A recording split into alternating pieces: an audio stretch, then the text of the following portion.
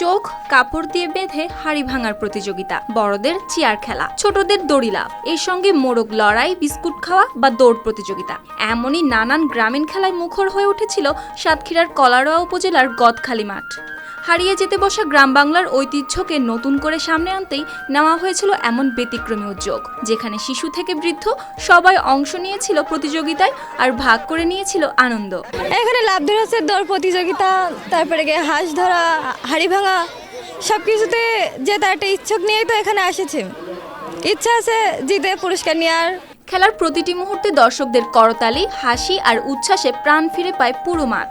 খেলাগুলো দেখতে আশপাশের গ্রাম থেকেও ছুটে আসেন নানা বয়সী মানুষ। কেউ খেলার মাঠ ঘিরে দাঁড়িয়ে, কেউ আবার পরিবার পরিজন নিয়ে উপভোগ করেন এই উৎসবের আনন্দঘন পরিবেশ।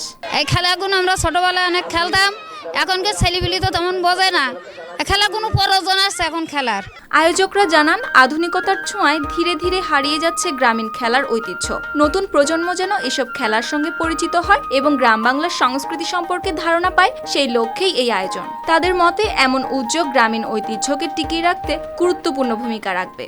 আমাদের গ্রাম বাংলার যেসব খেলাধুলোগুলো হয়, এখন নতুন যে প্রজন্ম এরা জানেই না আসলে কোন কোন খেলা আছে, কি খেলা আছে। এখন সব মোবাইলে আসক্ত, না হলে বড় হলে দেখা যাচ্ছে সিগারেট খায়, বিভিন্ন রকম আজে বাজে নেশার সাথে জড়িত থাকে। এই কারণে আমরা তুলে ধরার চেষ্টা করছি যে এই খেলাটা আমরা এমনভাবে করব যাতে গ্রাম পুনরায় পূর্বের জন্মে যাতে ফিরে যেতে পারি।